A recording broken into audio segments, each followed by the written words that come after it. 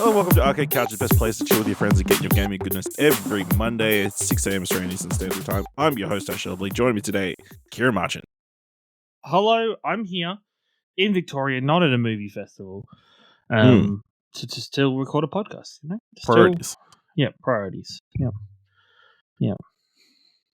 Yeah. So today we'll be previewing Gamescom with Opening Live, announcing a bunch of games that's coming this going to be showcased. But the big talk this week, since we last spoke last week, Battlefield 6. The beta kind of blew up the internet, doing crazy numbers. So reading from VGC, Battlefield 6 is going to be one of the biggest ever of the series. The game's beta had plenty to offer. Over the weekend, the beta's first open weekend took place, and it was dominating the charts on Steam. What were the? Let me scroll down the concurrent numbers. Here we go. The Battlefield 6 beta was frequently in Steam's top 3 most played games, peaking at 521,079 concurrent players, which is a big number. One is bigger than bigger than the peak concurrent for any Battlefield title on Steam, and it's bigger than Call of Duty's highest ever concurrence as well. Ciaran, did you put much time into Battlefield 6? I put in a couple of nights into Battlefield 6. Battlefield as a whole probably isn't always the title for me. I don't have the patience for Battlefield, to be perfectly honest. I'm very much generally getting kills, but also will 9 times out of 10 have the highest amount of deaths in the lobby because I don't want to just chill, you know. I'm head first into the action and I get my head blown off by sniper rifles. But Battlefield 6 experience is just as amazing as that piece alluded to. Like, I think it is a fantastically atmospheric game in the most interesting kind of way. Like, the thing that stood out to me the most was that the moment to moment of either you going down and either you're in that kind of waiting for somebody else to pick you up or deciding to give up that spot so you can respawn again. But in those quiet moments, the battlefield is filled with gunfire and explosions, but then also, and it's like kind of really morbid and dark, but it is the reality of war, of like cries and like people screaming for help and just general sounds of pain and anguish. And I think it's in those moments of stillness in Battlefield 6 that the game's really impressive. It's very quick to get you into the action. I think there's the variety of game modes and how they use their maps in terms of the variety of game modes, the maps being extremely large, but then in, the map shrinking and being a lot smaller in size in the different scaled match types. I think it's very interesting to see how the maps are changed and how they're made smaller each time. The variety of weapons and the variety of abilities is great. It feels good, and I think this is where Battlefield is at its best. Battlefield is at its best when it is either set within the confines of reality and what guns and what equipment we have in this modern era, but then also, of course, there are some respawn beacons and stuff like that, which are not necessarily a modern day mechanic, like a modern day thing. You can't respawn. No, I don't think there's respawn beacons. No, there's not respawn beacons in real life. In real life, yeah. But I guess the equivalent of those is like kind of like a checkpoint for people that dropped in from. I don't think there's checkpoints. No, not checkpoint. Different. I hate you. But But then, yeah, I think the misstep has been with Battlefield in the past is like it's too set in that kind of futuristic warfare. Really Battlefield 2042. 2042. Yeah, 100%. Right, like there was too much futuristicness. There's too much going on there where the grounded nature of this game leaves a lot more on your toes, kind of tense moment to moment gameplay. It's really enjoyable. It's really good to get in there with friends. It's really interesting to see the kind of the game evolve over the nights of playing it, where people stop playing it like Call of Duty, except for me, and then like they start evolving into helping more people, getting more positions set up, helping your teammates. Like it's one of the coolest things where I was getting a lot of enjoyment was more seeing a teammate like down kind of in the open or down somewhere and kind of running over, grabbing them, and then trying to like drag them out of the way while you're trying to kind of revive them at the same time. I was very much like, man, I could just play this game and role played as Andrew Garfield from Hacksaw Ridge. Like I could just be the medic. Would Yeah, be a because lot of obviously fun. it's Battlefield's got more of a class system compared to Call of Yeah, Duty, so it's a but little bit more strategic.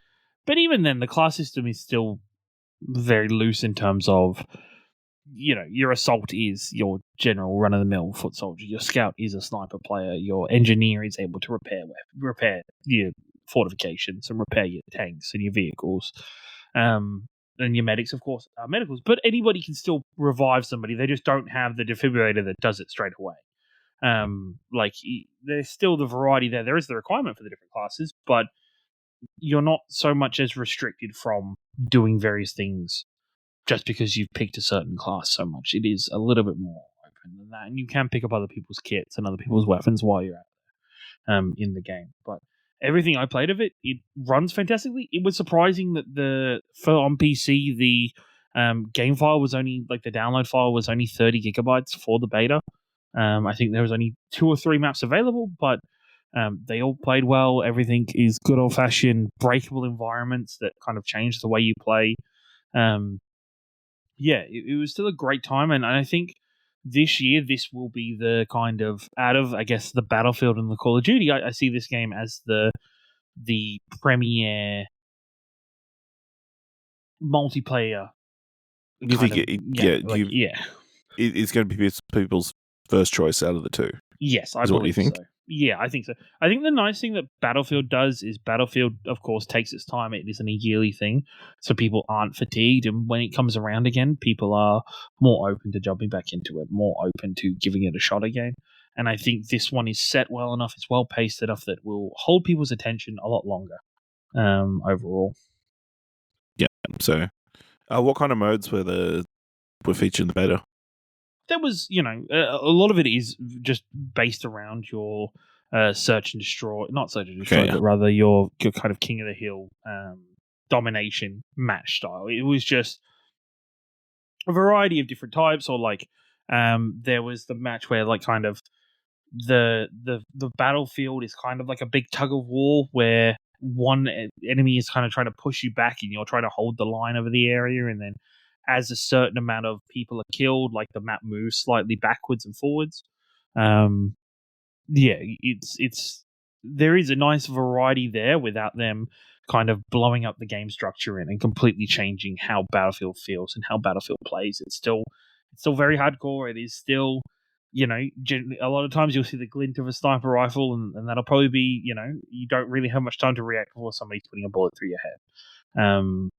It is still Battlefield through and through. So I don't want anybody to be under the impression that it's all of a sudden more Call of Duty-ified, or that it has changed what is the core roots of the game. It is still very much 100% Battlefield. Yeah. Well, speaking of blowing things up, what did you think of the destructibility, which was like a major selling point, at least in the original trailer? Yeah, definitely. And it's back to that, the Battlefield, the only Battlefield I've ever truly connected with is Battlefield Bad Company on the Xbox 360, and that was the height for them at the time of destructible environments and kind of seeing the element of the battlefield. And that very much is the case with this game. It is, as you're fighting back and forth with different environments, the battlefield is changing. Walls are being blown out. There is more going on. You can have the front of a tank ram through the side of a wall of a building you're in. Things do naturally change and shift throughout the battlefield. That said the name of the game. Throughout the battlefield as you play, like it does leave it so that the game isn't stagnant, and so you never feel like you are, behind the 8 ball or playing the same map every single time. There is differences. There is different ways to play and different objectives to kind of go through with it.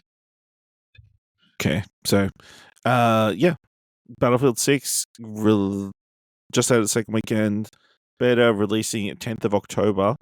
Is it likely to crack your rotation of games? Is it gonna push Marvel Rivals to the side a little bit?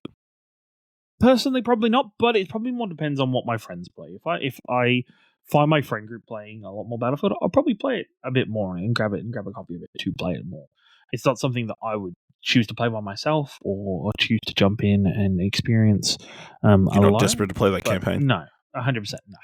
I haven't. I think I've been desperate to play a Battlefield or a Call of Duty campaign in a very long time. So, yeah, it's definitely a case of friends playing it. Yes, jumping in. If people around me are playing it, or it's a way to be social, yeah, 100%, I'll play it. But not something I'm going to get into or get my head kind of deep into to try and get quote unquote good at it. All right. Well, speaking of Battlefields, Call of Duty is said to have a big presence at not Summer Games Fest, opening night live at Gamescom, which is happening this week. Seems to have snuck up on all of us, I think. So reading from IGN, Jeff Keighley has confirmed 7 games that will be shown at opening live on Monday not morning for us here in Australia. No, Wednesday morning for Houston, Australia. I think it's like 5 o'clock for everybody on the East Coast. In a tweet, Keighley listed big hitters Call of Duty Black Ops 7, alongside other Microsoft-owned games, The Outer Worlds 2, Ninja Gaiden 4, and World of Warcraft Midnight. Sony is showing up with its upcoming release, PlayStation 5 exclusive Ghost of Yotai, and Capcom has the hotly anticipated Resident Evil Requiem. Elsewhere, Konami's Silent Hill F is also on the only Open Night Live list. There is also a top appearance of Fallout Season 2 in some form, probably a debut trailer, and a Claire Obscura Expedition 33 musical performance. While not on Keighley's list, Game Science is confirmed its blockbuster action game Black Myth Wukong will be at Opening Night Live. Whether it's an Xbox release trailer or DLC is unknown at this point. Also, Lords of Fallen 2 will also be there. Does any of that excite you, or is going to get you to watch this presentation? My problem with Opening Night Live is it always feels like it's the odd one out in terms of the Jeff shows. You've got it kind of is, because it's the one that's not like 100% controlled by Jeff. Yeah, but at the same time, it would be nice if Opening Night Live was like a more streamlined and to the point kind of event. But it always feels kind of bloated. It always feels kind of there's a bunch of needless filler in it to try and fill out the event and fill out the show. I can't look back and look back at an Opening Night Live and go, man, that blew my socks off. That really went to town and had a bunch of it's. We're still we're 2 months removed from Summer Games Fest, like at least the opening event for that period. Yes, we'll get to see some more information about games that are upcoming and about things that we're excited to see and interested to see. But at the same time, we're not going to see enough of it. There's not going to be enough new there to really sink your teeth into. Yeah, I feel like it's like kind of like a weird stopgap of a show where it's like developers want to give you information, but they're like, is the show big enough for them to give all the information, to go hard with the information? And generally, that's a no. Yeah. I mean, the interesting thing is obviously all these titles, well, pretty much all of them we know a fair bit about. I mean, outside of Call of Duty, which only got that one teaser at the end of the Xbox presentation, the rest of these we are pretty familiar with and have seen stuff. So what are they going to show? They're just going to show a teaser trailer. Like for Ghost of Yotai, what are they going to show? Like, in my mind, the best option is like a 10-minute gameplay uncut section, like of a mission or something. The same thing for like Outer Worlds and that kind of things. But I guess we're hoping he's keeping all his surprises close to his vest. But I mean, it wouldn't be the worst thing in the world if like Opening Live kind of turned into this deep dive kind of presentation. Like, I'm sure it would be super exciting for the people inside the audience, but for people watching home, I think that probably might be the better use for this presentation, and maybe just scatter in a couple of trailers and reveals and dates and that kind of stuff in between. But Get Jeff to interview these devs about their games and that kind of stuff. So, I guess the big question that we have to ask is Hollow Knight going to get revealed? Are we going to get a date? It's going to be at Gamescom. It feels like it's such a fucking waste for that game to be here. At this point, like it's so fucking ridiculous, right? And I'd almost say it to them, like, save Hollow Knight for Game Awards.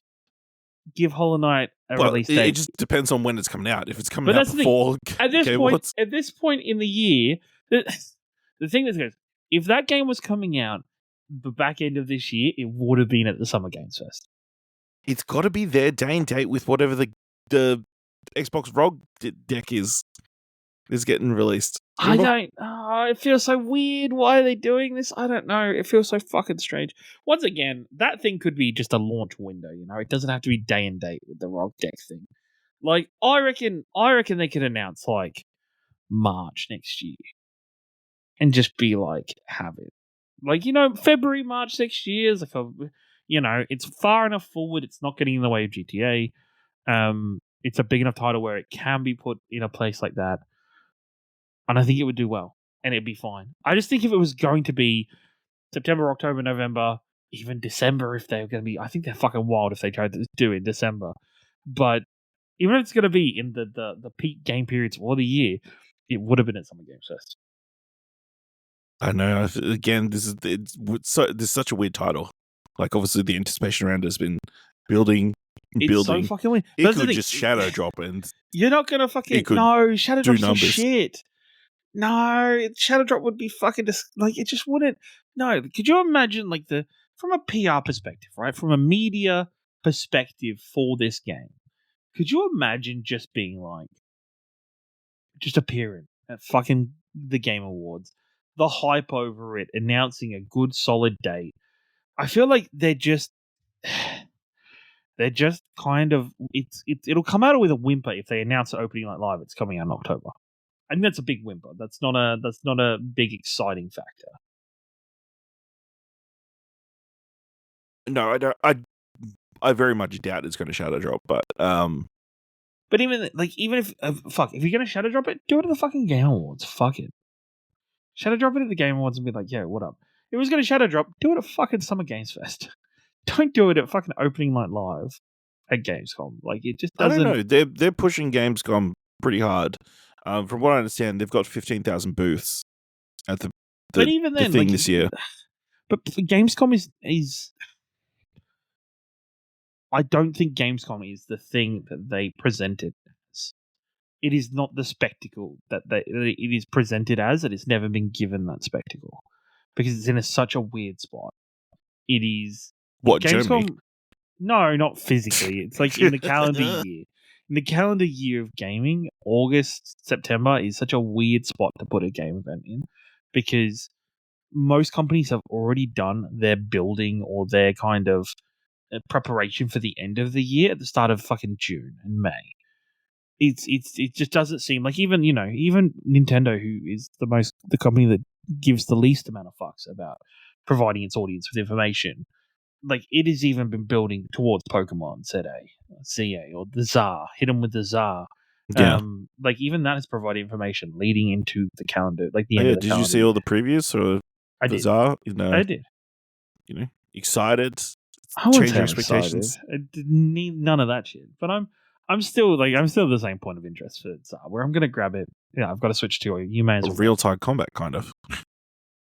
Yeah, it'll be interesting to see just how it goes.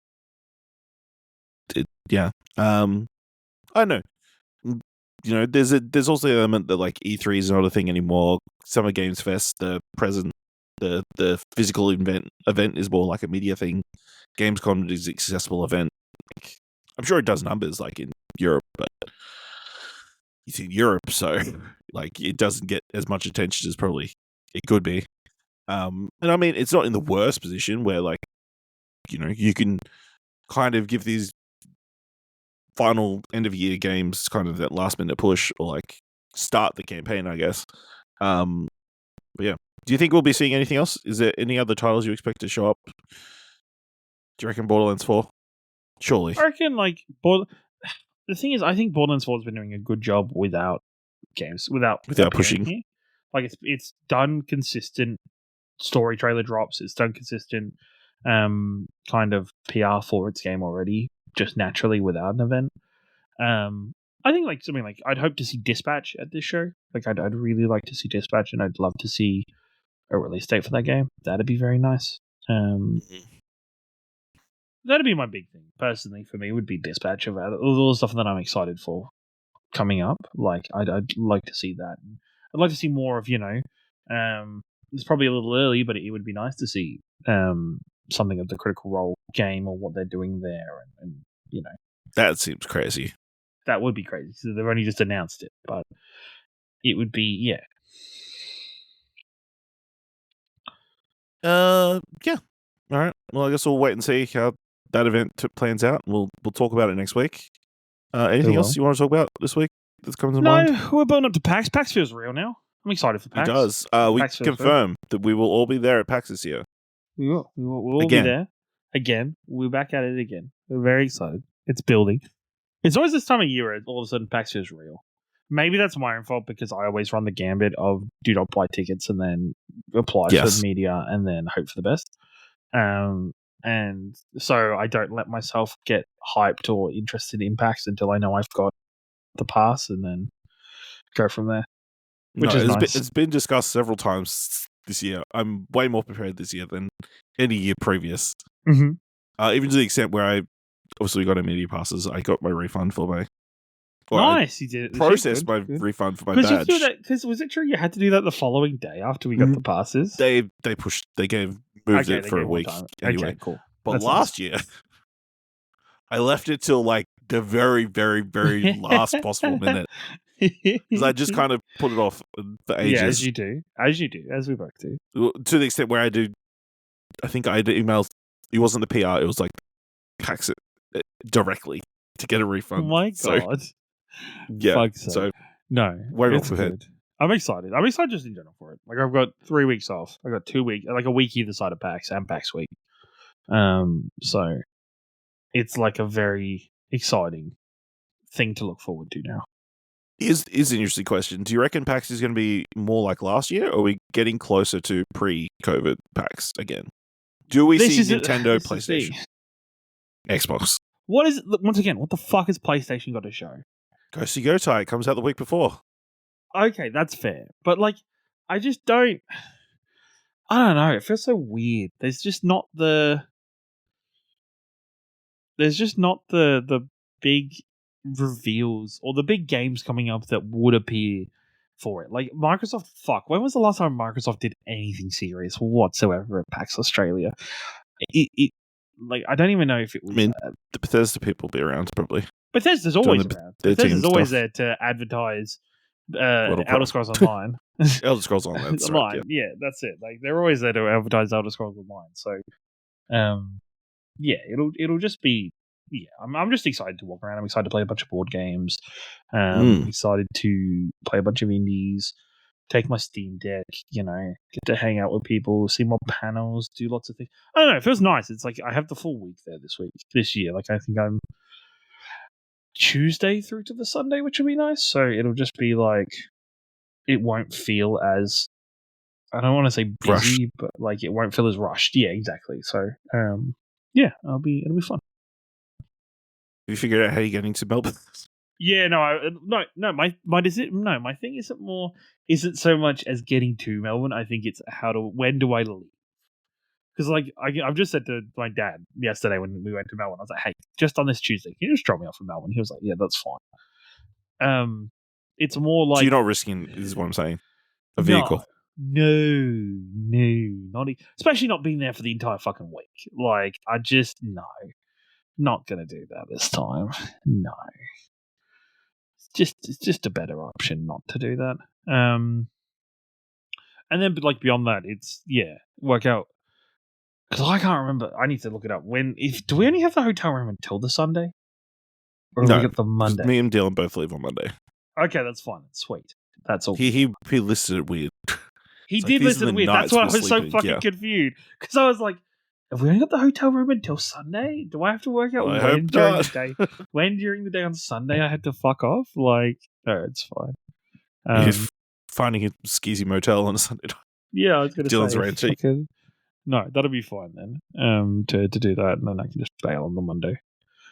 Back on topic, I do think Nintendo is likely to be at PAX this year. I think so. Because I think last it's year worth it. they had the Nintendo Experience, whatever, that came like a month before. Mhm. Remember? Mhm. Yep. So I think Nintendo is likely to be this year. Yeah, just because they didn't blow I their think load. there'll be like some Pokemon shit. There'll be some Switch 2 also, Switch stuff. 2. Switch 2. This will be a great yeah. chance to push So. that.